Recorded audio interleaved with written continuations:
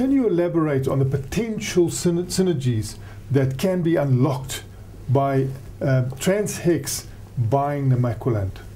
Firstly, on land, we are buying from De Beers diamond assets of 10 million carats, using them as a source, of which between 1.6 and 1.9 million carats are economically mineable. The first synergy that we thus see is on land, because we started our life on the Buffels River, on the De Beers property 40 years ago. We are continuing to mine almost as a neighbor of De Beers on land, and we think we are probably one of the more credible, if not the most credible operators of that kind of diamond asset. And the second synergy that we potentially will get in the medium to long-term future is that purchasing this property, should it be successful, will give us access to our shallow water marine concessions, which will allow us to follow some of the rich veins from the land property into the sea in an economically mineable fashion. You have had your issues in Angola, but you're starting to actually get money through the Reserve Bank of Angola, through the Reserve Bank of South Africa. So what are the issues that remain in Angola, and then what about the potential that you see there with your existing assets?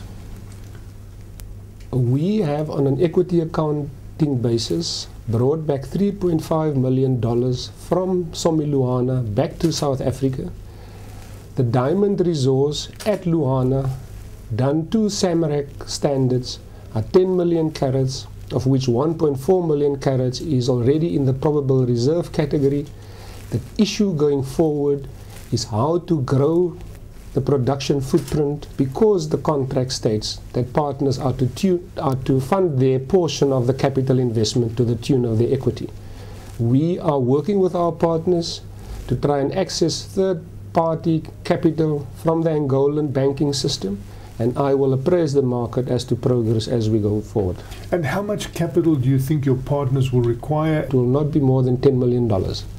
$10 million will more than double the production output, probably put us in the region of 100 to 120,000 carats a year, which will bring a more than acceptable return to all shareholders on that project.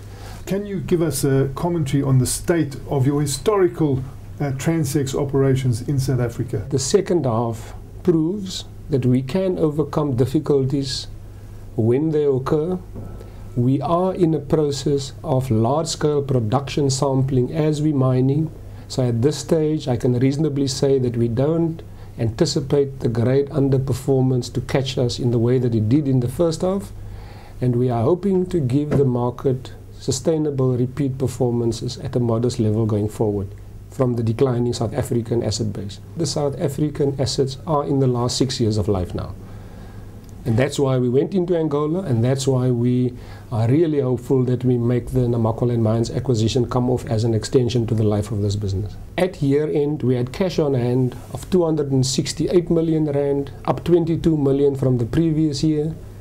For the transaction, because we have a partner, a funding partner, we believe that together with the funding partner, we will be able to fund from internal cash. But we will, once we have the competent persons report, do whatever we can to raise third-party funding. The competent persons, the independent reporting, is the first step to, let's call it, the capital raising initiative, which will start in 3 to 4 months' time. And overall, the diamond position has recovered well. It looks positive going forward. Do you think it's got legs and it will be sustainable? We are receiving prices for our quality of goods at all-time record levels. Demand is remaining strong. We are expecting prices to at least stabilize.